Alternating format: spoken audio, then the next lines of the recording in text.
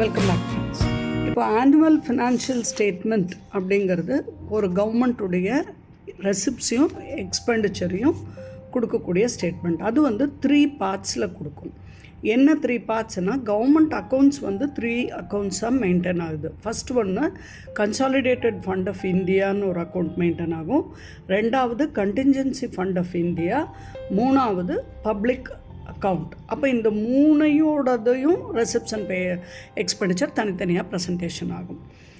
இந்த budget document பார்லிமெண்ட்டில் present ஆகும்போது ஃபினான்ஸ் மினிஸ்டர் ப்ரெசென்ட் பண்ணுறாரு, ஸ்பீச் கொடுக்குறாருன்னு சொல்கிறோம். அது அல்லாமல் ஃபினான்ஸ் மினிஸ்டரோட ஸ்பீச் அல்லாமல் ஒரு டாக்குமெண்ட்ஸ் சிலது ப்ரெசென்ட் பண்ணி ஆகணும். அது என்னென்ன டாக்குமெண்ட் அப்படின்னு பார்த்தோன்னா, ஆனுவல் ஃபினான்ஷியல் ஸ்டேட்மெண்ட் ஏஎஃப்எஸ்ன்னு சொல்லுவோம்.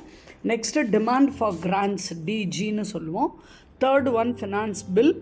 ஃபோர்த் ஒன் எஃப்ஆர்பிஎம் ஆக்ட் வழியாக மேண்டேட்ரியாக கம்பல்சரியாக சில ஸ்டேட்மெண்ட்ஸ் கொடுக்கணும். அந்த ஸ்டேட்மெண்ட் அந்த ஸ்டேட்மெண்ட் என்னென்னு கேட்டோன்னா அது 2 சொல்லலாம். Macro economic framework statement, medium term fiscal policy fiscal policy strategy statement. இந்த 2 ஸ்டேட்மெண்ட்டும் மேண்டேட்ரி அப்படின்னா கம்பல்சரின்னு சொல்லலாம். அப்போ இது அல்லாமல் இன்னும் 9 டாக்குமெண்ட் எக்ஸ்பிளனேட்ரி ஃபார்மில், அதாவது விளக்க உரையாக இந்த மேண்டேட்ரி டாக்குமெண்ட்ஸை சப்போர்ட் பண்ணுற விதமாக ப்ரெசென்ட் பண்ணி ஆகணும். யாருன்னு கேட்டிங்கன்னா, ஃபினான்ஸ் மினிஸ்டருடைய டிபார்ட்மெண்ட்லேருந்து ப்ரெசன்டேஷன் நடக்கும். இந்த இத்தனை டாக்குமெண்ட்டும் ப்ரெசன்டேஷன் ஆகும்போது தான் அதை நம்ம பட்ஜெட்டரி ப்ரெசன்டேஷன் அப்படின்னு சொல்கிறோம். கன்சாலிடேட்டட் ஃபண்ட் ஆஃப் இந்தியா அப்படிங்கிறது என்ன, அதில் என்ன இருக்கும் அப்படின்னு கேட்டால், ஒரு சில சர்டன் ஸ்பெஷல் எக்ஸ்பெண்டிச்சர் கேட்டகரி மட்டும் அதில் கொண்டு போயிருப்பாங்க. எது அப்படின்னா, உதாரணத்துக்கு ஒரு பிரசிடெண்ட்டுக்கு கொடுக்கக்கூடிய சேலரி, அலவன்சஸ், அவர் ஆஃபீஸில் இருக்கக்கூடியவங்க, சுப்ரீம் கோர்ட் ஜட்ஜஸ், கான்ஸ்டியூஷன் பாடியில் ஹையஸ்ட் ரேங்க்கில் இருக்கக்கூடியவங்களது பர்சனல்து, இதெல்லாம் கன்சாலிடேட்டட் ஃபண்ட் ஆஃப் இந்தியாங்கிற அக்கௌண்ட்டில் தான் கொண்டு போயிருப்பாங்க. இது பார்லிமெண்ட்டோட ஓட்டுக்கு வராது. பட்ஜெட்டில் செப்பரேட்டாக தான் இது இருக்கும். இதில் யாரும் ரைஸ் பண்ண முடியாது. நெக்ஸ்ட்டு, ஒரு எலெக்ஷன் இயரில் 2 தாட்டி பட்ஜெட் ப்ரெசண்ட் ஆகுதுன்னா அது எலெக்ஷன் இயர்லேயே தான் இருக்கும். எப்போ 2 பட்ஜெட் ரிப்ரசன்டேஷன் நடக்கும்னு கேட்டால், ஃபஸ்ட்டு ஒன் ஒரு ஓட் ஆஃப் அக்கௌண்ட் ஒரு ஃபியூ மந்த்ஸ்க்குள்ளே நடக்கும். செகண்ட் ஆனுவல் ஃபினான்ஷியல் ஸ்டேட்மெண்ட் அப்படிங்கிறது ஒரு ஃப்ளெஜ்டு பட்ஜெட்டாக ப்ரெசன்டேஷன் ஆகும். ஸோ ஒரு எலெக்ஷன் இயரில் மட்டும் இந்த பட்ஜெட் 2 டைம் ப்ரெசென்ட் ஆகும். இப்போ பட்ஜெட் அப்படிங்கிறது எப்படி டிஸ்கஸ் ஆகுதுன்னா, 2 ஸ்டேஜஸில் டிஸ்கஸ் ஆகுது லோக்சபாவில். ஃபஸ்ட்டு எப்படி ஆகும் அப்படின்னா, ஒரு ஜென்ரல் டிஸ்கஷன், அந்த பட்ஜெட் ஆஸ் அ ஹோல் எடுத்துக்குவாங்க. இந்த ஃபஸ்ட்டு ஸ்டேஜ் ஜென்ரல் டிஸ்கஷன் முடிஞ்சதுக்கு அப்புறம் ஒரு ஃபிக்ஸட் பீரியடுக்கு மீட்டிங் அட்ஜர்ன் ஆகும். இந்த பீரியட்குள்ளே அந்த வேரியஸ் மினிஸ்டர்ஸ்க்கு கொடுக்கப்பட்டுள்ள டிமாண்ட் கிராண்ட்ஸ் மேலே பேச்சுவார்த்தை நடக்கும். அந்த டிபார்ட்மெண்ட்ஸ் ஸ்டாண்டிங் கமிட்டிஸை வச்சு இந்த ரிப்போர்ட்டில் இருக்கக்கூடிய எக்ஸ்பெண்டிச்சர் போதுமா இல்லையாங்கிறத பற்றி ஒரு ஸ்டிப்புலேட்டட் டைம் கொடுக்கப்பட்டுள்ள கால வரைக்குள்ளே அதை விவாதித்து அதுக்கு ஒரு ரிப்போர்ட்டை டீட்டெயிலிங்காக கொடுப்பாங்க. அப்போ இதில் நெக்ஸ்ட்டு டிஸ்கஷனுக்கு அந்த ஹவுஸ் அந்த ஃபிக்ஸட் டைமுக்கு அப்புறம் எடுத்துக்குவாங்க. அதில் இவங்க கொடுத்துருக்கக்கூடிய டிஸ்கஷன் பண்ணி கொடுத்துருக்கக்கூடிய டிமாண்டையும் திங்க் பண்ணி அதுக்கேற்ற மாதிரி அதுக்கு ஓட்டிங் நடக்கும். அந்த கிராண்ட்ஸ் இன்னும் அதிகமாக வேணும் அப்படின்னு சொன்னால் அந்த மினிஸ்ட்ரி வைஸ் கொடுக்கக்கூடிய டிமாண்டுக்கு ஆன ஓட்டிங் நடக்கும். ஒரு லோக்சபாக்கு மட்டும்தான் அந்த டிமாண்டுக்கு ஓட்டு போடுறதுக்கோ இல்லை ரெஃப்யூஸ் பண்ணுறதுக்கோ இல்லை ஈவன் அந்த கிராண்ட் அவங்க கேட்டதுக்கு கம்மியாக கொடுக்கறதுக்கோ ஒரு பவர் லோக்சபாக்கு இருக்குது. இந்த பவரை யூஸ் பண்ணி லோக்சபா அந்த ஃபிக்ஸேஷனை முடித்த பின்னால் இந்த பட்ஜெட் உடனே ராஜ்யசபாவுக்கு எடுத்துகிட்டு போவாங்க. லோக்சபாவில் எப்போ ஃபினான்ஸ் மினிஸ்டர் அந்த பட்ஜெட்டை பற்றி பேசி முடிக்கிறாங்களோ இமீடியட்டாக நெக்ஸ்ட்டு ராஜ்யசபாவுக்கு அந்த பட்ஜெட் நோட் வந்து எடுத்துகிட்டு போவாங்க. ராஜ்யசபா வந்து அந்த டிமாண்டுக்கான கிராண்ட்டுக்கு எந்த ஓட்டும் போட மாட்டாங்க. இங்கே வந்து ஜென்ரல் டிஸ்கஷன் தான் நடக்கும் பட்ஜெட் மேலே. அந்த ஜென்ரல் டிஸ்கஷன் ப்ரொப்போசல், அந்த voting for demand for grant எல்லாம் முடிஞ்ச பின்னால் கவர்மெண்ட் வந்து ஒரு அப்ராப்ரியேஷன் பில் அப்படிங்கிறத இன்ட்ரடியூஸ் பண்ணுவாங்க. இந்த அப்ராப்ரியேஷன் பில் அப்படிங்கிறது கவர்மெண்ட்டுக்கு ஃபுல்லஸ்ட் அத்தாரிட்டி கொடுக்கறதுக்காக கொடுக்கக்கூடிய பில். எதுக்கு அத்தாரிட்டி, என்ன பவர் அப்படின்னா, அந்த கன்சாலிடேட்டட் ஃபண்ட் ஆஃப் இந்தியாவிலேருந்து எக்ஸ்பெண்டிச்சர்ஸை மீட் பண்ணுறதுக்கு இவங்களுக்கு ஒரு ரைட் கொடுக்கக்கூடிய பில்லை தான் நம்ம அகாமடேஷன் பில், அப்ராப்ரியேஷன் பில்லுன்னு சொல்கிறோம். வேரியஸ் கிராண்ட்டுக்கு மேலே இருக்கக்கூடிய ரிடக்ஷனோ இல்லை அதை குறைக்கக்கூடிய ஒரு அதிகாரமோ கட் மோஷன்ஸ் அப்படிங்கிற ஒரு ஃபார்மில் எடுத்துக்குவாங்க. அதுக்கு பேர் கட் மோஷன்னு சொல்லுவாங்க. அந்த கவர்மெண்ட் வந்து என்ன அந்த டிமாண்டு இருக்கோ, அந்த கிராண்ட் இருக்கோ, அந்த கிராண்ட்டில் ரிடக்ஷன் ஏற்படுத்துறதுக்கு இவங்க வழிவகை செய்யக்கூடியதை கட் மோஷன்ஸ்ன்னு சொல்லுவாங்க. அப்போ இந்த ஃபினான்ஷியல் பில்லுங்கிறது கவர்மெண்ட்டோட டாக்ஸேஷன் பர்பஸ் ப்ரொப்போசல்ஸை இன்ட்ரடியூஸ் பண்ணுறதுக்கு பேர் தான் ஃபினான்ஷியல் பில்லுன்னு சொல்கிறோம் நம்ம. இது லோக்சபாவில் வந்த பின்னால் இமீடியட்டாக ஜென்ரல் பட்ஜெட்டுக்கு ப்ரெசென்ட் பண்ணுறதுக்கு அதுக்கு வந்து ரைட்ஸ் வந்துடுது. இதில் மெமராண்டம் ஒன்று கூடவே வரும். அந்த பில்லோட ப்ரொவிஷன்ஸை எக்ஸ்பிளைன் பண்ணவும், அந்த ஃபினான்சஸ் அந்த கண்ட்ரிக்கு எவ்வளோ தூரம் வருங்கிறத எக்ஸ்பிளைன் பண்ணவும், எந்த எஃபெக்ட்லேருந்து அதை ஏற்படுத்துவோங்கிறதும் அதை எக்ஸ்பிளைன் பண்ணக்கூடியதாக இருக்கும். ஃபினான்ஸ் பில்லுக்கான மோஷனை வந்து யாரும் அப்போஸ் பண்ண முடியாது. ஃபினான்ஸ் பில் வந்து எல்லாத்தையும் மனசில் எடுத்துகிட்டு அப்ராப்ரியேஷன் பில்லும் பாஸ் பண்ணதுக்கப்புறம் கொண்டு வந்து அந்த இதை பாஸ் பண்ணுவாங்க.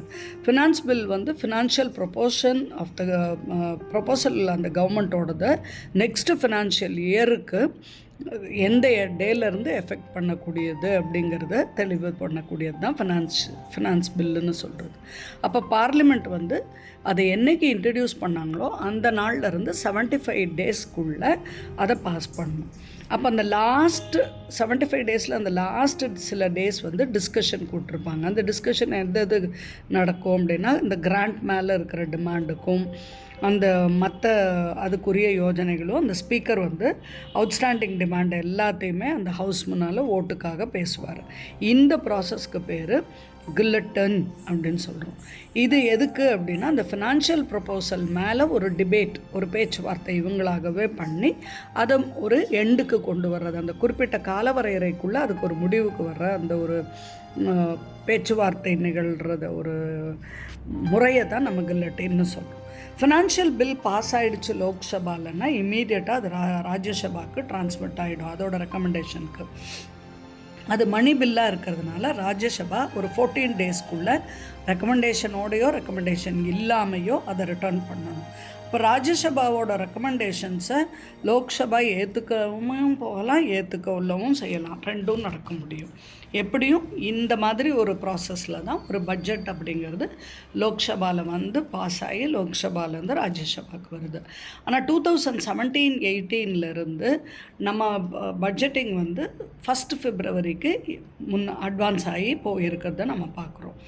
அதே மாதிரி 2017-18 ஒரு முக்கியமான ரெஃபர்மேஷன் என்ன நடந்ததுன்னா, ஜென்ரல் பட்ஜெட் கூட ரயில்வே பட்ஜெட்டும் மர்ஜ் ஆகி ஒரே பட்ஜெட்டாக பேசினது அப்படிங்கிறதும் 2017-18 தான் நடந்ததுங்கிறதையும் நம்ம பார்க்குறோம்.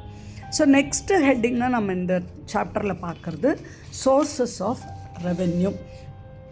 சோர்ஸஸ் ஆஃப் ரெவென்யூ அப்படின்னா எங்கேருந்து இன்கம்ஸ் வருது ஒரு கண்ட்ரிக்கு அப்படிங்கிறத பார்க்குறது தான் இந்த ஹெட்டிங்கில் நம்ம பார்க்குறோம். இப்போ டிபார்ட்மெண்ட் ஆஃப் ரெவென்யூ அப்படிங்கிறது மினிஸ்ட்ரி ஆஃப் ஃபினான்ஸ் அது கீழே நடக்குது.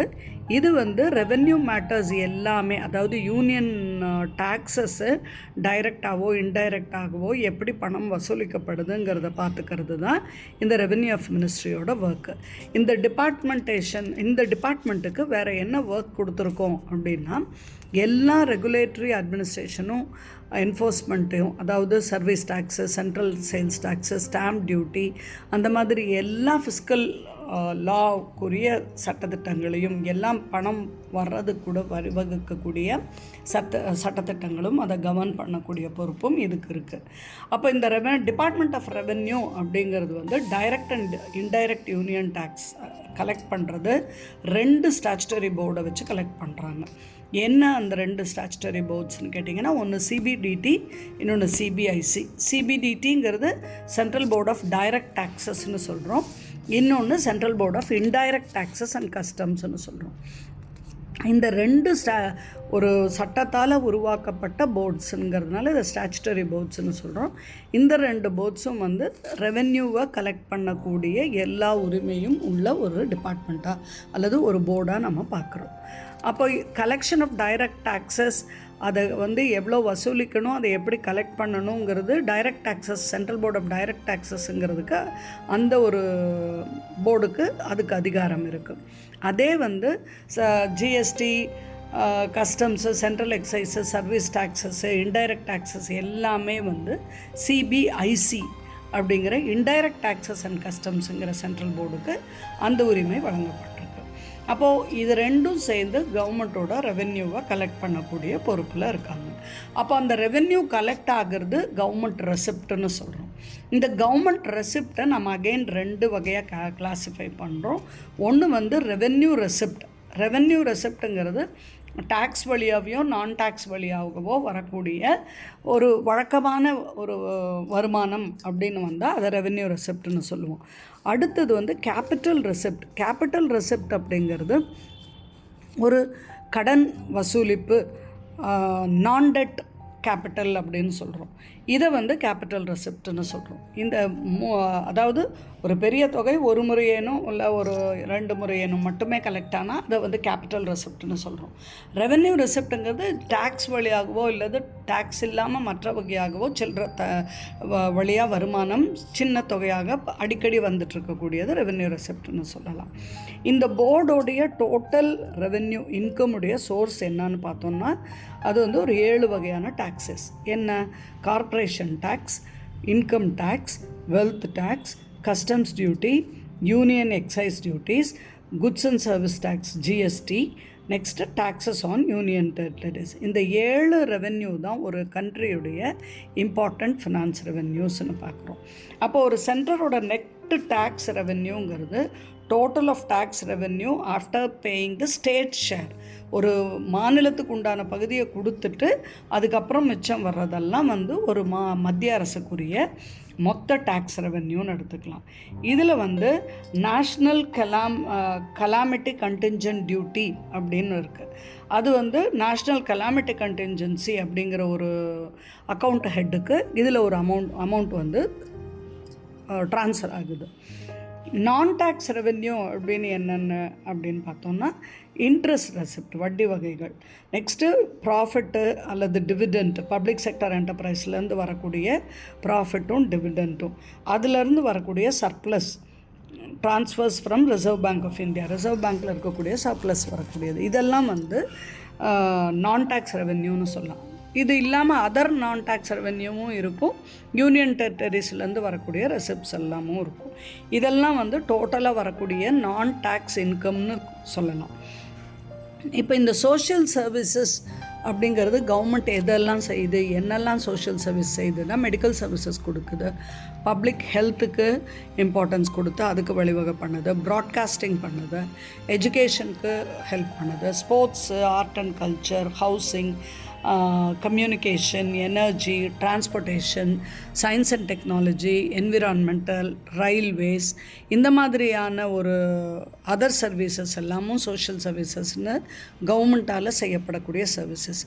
இதில் கூட ரெவென்யூ கவர்மெண்ட்டுக்கு வரக்கூடியதாக தான் இருக்குது. இதையெல்லாம் நம்ம வந்து ரெவென்யூ ஏர்ன் ஃப்ரம் சோஷியல் சர்வீசஸ்ன்னு ஹெட்டிங் கொடுக்குறோம். அப்போ இப்போ கேபிட்டல் ரெசிப்ட் அப்படின்னு சொன்னால் நான் டெட் கேபிட்டல் ரெசிப்ட்னு இருக்குது, டெட் கேபிட்டல் ரெசிப்ட்னு இருக்குது. அதாவது ரெசிப்டே 2 வகை. இதில் வந்து நம்ம இன்ட்ரெஸ்ட் ரெசிப்ட்னு சொல்கிறோம், next dividend and profit from public செக்டார்னு சொல்கிறோம், 3வது அதர் நான் டேக்ஸ்ன்னு சொல்கிறோம், 4வது யூனியன் டெரிட்டரி ரெசிப்ட்னு சொல்கிறோம். கேபிட்டல் ரெசிப்ட்டுங்கிற ஹெட்டிங்கில் பார்த்தோன்னா நம்ம அகெயின் அதை 2 விதமாக பிரிக்கிறோம். ஒன்று டெட் கேபிட்டல் ரெசிப்ட்னு பிரிக்கிறோம், இன்னொன்று வந்து டெட் கேபிட்டல் ரெசிப்ட்னு பிரிக்கிறோம். இப்போ இதில் நான் டெட் கேபிட்டல் ரெசிப்ட் அப்படிங்கிறது என்னன்னு சொன்னால், கொடுத்துருக்கக்கூடிய லோன்ஸ் அண்ட் அட்வான்சஸ் எதுக்காவது அட்வான்ஸ் பண்ணியிருந்தால் அதை ரெக்கவரி பண்ணணும் அப்படின்னா அது நான் டெட் கேபிட்டல் ரெசிப்ட். அடுத்தது ஒரு டிஸ்இன்வெஸ்ட்மெண்ட்டோ இல்லை மற்ற வகையாலோ கேபிட்டல் ரெசிப்ட் ரிட்டர்ன் ஆச்சுன்னா அதுவும் மிஸ்லேனியஸ் கேபிட்டல் ரெசிப்ட்னு சொல்கிறோம். இந்த ரெண்டும் வந்து non debt capital receipt. Debt capital receipt அப்படின்னு எதை சொல்கிறோம்? மார்க்கெட் லோன், வெவ்வேறு விதமான பர்பஸ்க்காக மார்க்கெட் லோன் எடுக்கிறோம். அடுத்தது ட்ரெஷரி பில் பாரோயிங் இல்லை ஷார்ட் டேர்ம் பாரோயிங்ஸ் எடுக்கலாம், இல்லது ஸ்மால் சேவிங்ஸ் செக்யூரிட்டிஸ் மேலே எடுக்கிறது. நெக்ஸ்ட்டு ஸ்டேட் ப்ராவிடென்ட் ஃபண்டு நெட்டாக இருக்கிறது. அப்புறம் எக்ஸ்டர்னல் டெட்டோடைய டோட்டல், அதர் ரெசிப்ட், இதெல்லாம் சேர்ந்து நமக்கு டெட் கேபிட்டல் ரெசிப்ட்னு சொல்கிறோம். அப்போது உதாரணத்துக்கு நான் டெட் ரெசிப்ட் அப்படின்னு சொன்னால் கவர்மெண்ட்டால் கொடுக்கப்பட்டுள்ள கடன் அதை திருப்பி பெறுறது, ஃபாரின் கவர்மெண்ட்டுக்கோ யூனியன் டெரிட்டரிக்கோ ஸ்டேட் கவர்மெண்ட்டுக்கோ கொடுத்துருக்கக்கூடிய கடன் திரும்பி வந்தால் அதை நான் டெட் ரெசிப்ட்னு சொல்கிறோம். அதே மாதிரி கவர்மெண்ட் அசட்டை சேல் பண்ணோன்னா அதனால் வரக்கூடிய சேல் ப்ரொசீட்ஸ். நெக்ஸ்ட் வந்து கவர்மெண்ட்டோட இன்வெஸ்ட்மெண்ட் ஈக்விட்டி பப்ளிக் செக்டர் அண்டர்டேக்கிங்கில் இருக்கிறத டிஸ்இன்வெஸ்ட்மெண்ட் பண்ணோன்னா அது, இதெல்லாம் வந்து நமக்கு நான் டெட் ரெசிப்ட்னு சொல்கிறோம். டெட்டு கேபிட்டல் ரெசிப்ட்னு சொல்லும்போது market loan, short term borrowing government கிட்ட இருந்து, ரிசர்வ் பேங்க் கிட்ட இருந்து வாங்குகிற பாரோயிங், ஃபாரின் கவர்மெண்ட்கிட்டயோ ஃபாரின் இன்ஸ்டிடியூஷன்ஸ் கிட்ட இருந்தோ வாங்கக்கூடியது எல்லாம் வந்து டெட் கேபிட்டல் ரிசர்வ்னு சொல்கிறோம். அப்போ அதர் ரெசிப்ட்னு எதை சொல்கிறோம் அப்படின்னா, இன்டர்நேஷ்னல் ஃபினான்ஸ் இன்ஸ்டிடியூஷனில் இருந்தோ அல்லது சேவிங்ஸ் பாண்டில் இருந்தோ அல்லது கோல்டு பாண்ட் ஸ்கீமில் இருந்தோ நமக்கு வரக்கூடிய இன்கம்மை நம்ம அதர் இன்கம்ஸ்னு சொல்கிறோம். ஸோ இதெல்லாம் வந்து நம்மளுடைய சோர்சஸ் ஆஃப் ரெவென்யூவாக நம்ம பார்க்குறோம். Thank you friends.